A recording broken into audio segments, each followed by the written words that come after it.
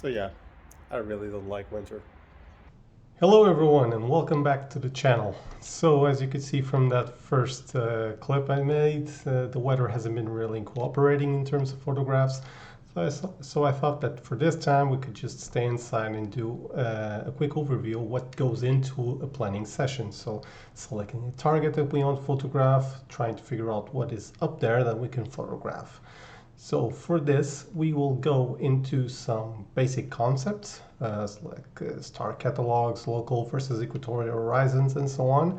I will not dive too deep into detail, just more of a brief overview. They can follow up if you're interested in them. But these are important concepts that you have to keep in mind when you are planning your session. So, case in point that I was talking about the weather is that within 5 minutes the natural light completely gone, so I had to change my lighting, but whatever. So, in terms of star catalogs, when you're a beginner, you should only really focus on two of them. You have the Messier catalog, which contains around, I believe, 107 or 110 objects, which are compiled by a French astronomer. And then you have the Caldwell catalog, which contains an extra 100 and so new objects that complements the Messier catalog. So between these two, you already have 200 objects, which are mostly viewable with the unaided eye or even a pair of binoculars, depending on where you are in the world, if you're in the city or a really dark sky location. And these include stuff like the Orion Nebula, which is very viewable during the wintertime, fall and winter, and also the Andromeda Galaxy, which is viewable right now. So these big objects that you can actually see with an unaided eye are your best bet when you're a beginner. Then you have the new general catalog, which is a more advanced one. It contains around 7,000 entries. And then you have the index catalog, which contains an extra 5,000 entries. So all in all, you have over 12,000 entries between these more advanced catalogs, which you can play around with. Now, you're not supposed to know these entirely by heart. It's not possible. But eventually, as you gain experience, you will start to recognize where each of these objects are placed in the night sky. Right now, the Orion Nebula, for example, I already know that it's contained in the Orion constellation, same as the Pleiades, same as the Heart Nebula, same as the Sol Nebula, and many others that are available in the night sky. So in order to know where all of these objects are, you have mainly two options. Either you can go old school and consult star charts either in a magazine or even online, or you can go new school and just use apps. It's what I use. I understand that some people are more comfortable using star charts, or they feel that it introduces a deeper knowledge into the night sky because you actually have to find the objects. But since I'm more result oriented, I usually prefer to just go straight to the apps, learn where the coordinates are, synchronize with all my equipment, and then just focus on actual pictures. That is not to say that there isn't quite a lot of fun to be had when searching for an object, but if your focus is astrophotography, you really want to maximize the amount of time you are actually capturing light from these objects. So just go with whatever you feel more comfortable with and what you feel calls to you. In terms of apps, usually I use two. I use Stellarium, which is basically planetarium software for your computer. It's a free app. And then I use N.I.N.A for framing assistance in just figuring out exactly how to frame my picture. Now, Stellarium and also N.I.N.A, they have a really useful feature, which is you introduce your focal length of your telescope, the pixel size of your sensor, and it provides a field of view simulation of what to expect. This is really useful because most of these objects vary greatly in terms of size, in apparent size in the night sky. So even though they're hundreds, thousands, or even millions of light years away, their apparent size can differ a lot because some of these objects, like galaxies, for example, are quite massive. But even galaxies can be, even though they're really massive, they can be really small in the night sky. So field of view calculator or simulator is really useful in trying to find out exactly what you can photograph. So I'll give you an example. I'm currently using my ASI 533 MC Pro camera alongside my Red Cat 51, which is a 250 millimeter focal length refractor telescope. Now, the Red Cat, it has quite a large it's considered a wide field photography telescope, but due to the 533 crop factor of the sensor, you actually get somewhat of a free zoom. But even that is not, it's not strong enough to capture really tiny details, such as the Whirlpool Galaxy, for example. So with using this combination, I know that I should focus on larger objects like the Rosette Nebula, the Orion Nebula, even the Horsehead Nebula can be a valid target for it. So this is all stuff that you have to take into consideration when selecting a target. So given that, we'll now move on to the Stellarium part, where I can show you how to select a target. So here we are in Stellarium.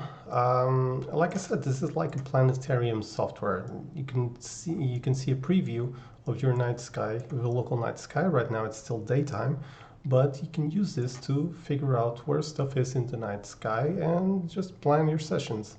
So first thing we're going to do is move ahead the time of the day. So it's around 5 o'clock in the afternoon now. Let's move on to let's go for almost 9 o'clock in the afternoon, in the night.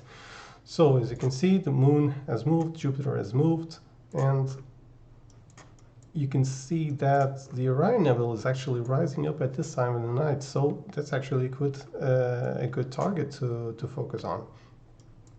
So first we're going to do, we're going to use mode here on Stellarium, which is the deep sky objects, so we can get a more easier view of where stuff is in the night sky.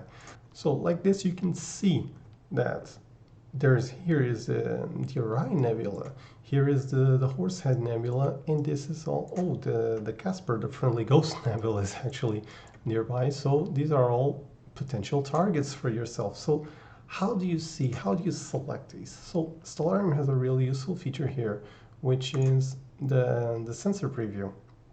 So you can set this up with your own configurations. Right now I have it configured with my 533 MC Pro camera and also with the Red Cat 51 camera. So this gives me a field of view calculator that I can use to figure out if one of these objects fits in my view or not. So I can actually see right now that the Orion Nebula is actually a pretty good target for this.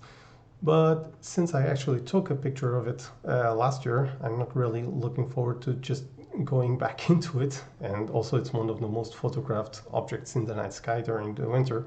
So let's try to go for something different. You can see here that the Horsehead Nebula, IC434, is actually somewhat pretty decent target. You have the Flame Nebula nearby, but you can see that there is a lot of real estate that isn't really occupied with anything. So the Horsehead isn't really a good candidate for this camera unless you want to crop your image a lot, but I'm trying to move away from it. I did it in the past, but it doesn't really give a really good picture at the end. So there is one target that I really wanted to try out. Well, here is the Rosette Nebula, which I also captured last year. But there is one target that I really wanted to try again to capture, which is the North American Nebula. I tried it last year or 2 years ago using my Canon 60D, which is a stock DSLR, which isn't really useful in capturing the deep reds of the hydrogen alpha band.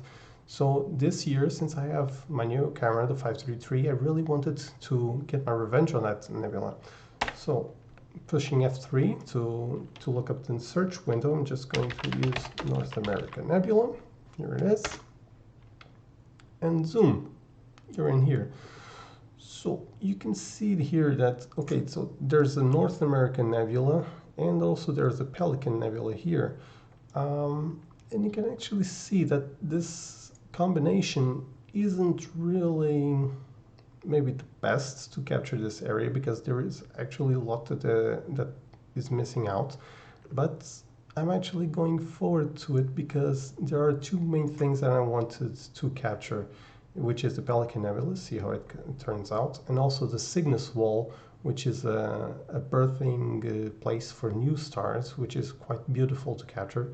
So I think I will try to capture this specific target on this attempt.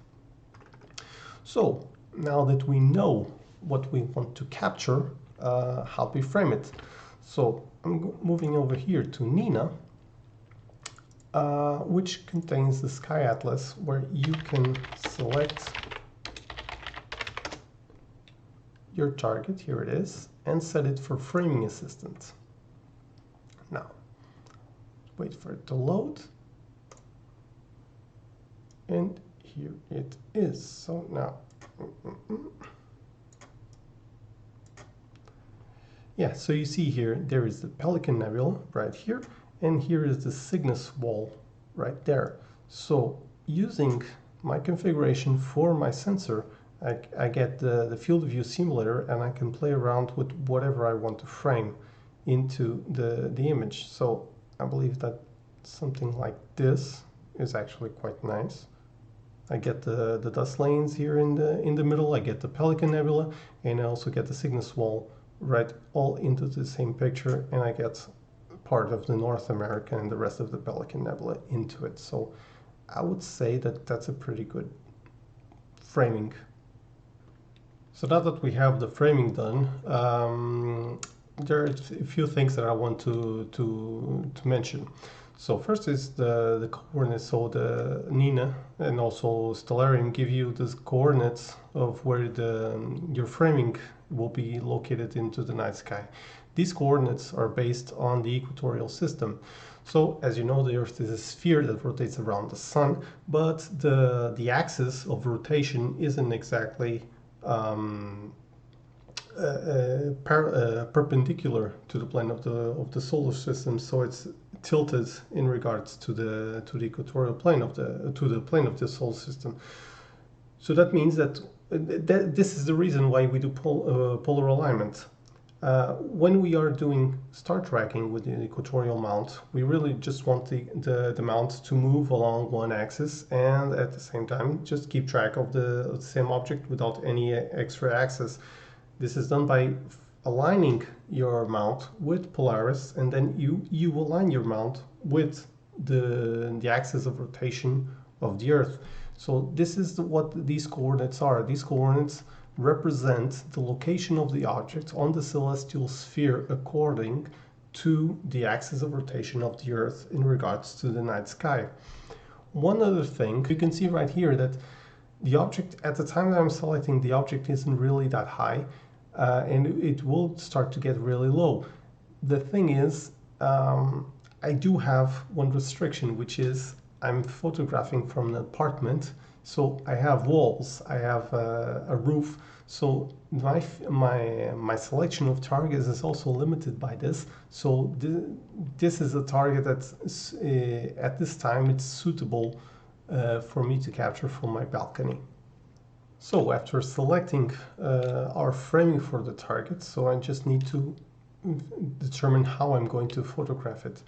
So let's do here add a sequence target, and we move on here to the actual sequencing part. So let's say I'm going to try for 300-second exposures, which is around 5 minutes. I find it's a really good compromise in terms of exposure length. And as gain, I'm going for 100, which is the default, and same for the offset, which is 73 for this camera. In terms of total exposure time, since it's really tricky to get some clear skies right now, I'm just going for whatever I can capture at the time. So that being said, the only thing remaining is to save this onto my external computer, which is an Eagle 4 attached to my mount. mount everything outside over the next few days and try to capture as much exposure time as I can get. That's it for this video. I hope you enjoyed this informative format. Hopefully the next time I come back, I'll have some actual footage from outside to capture. And until next time, please remember to keep looking up. Bye.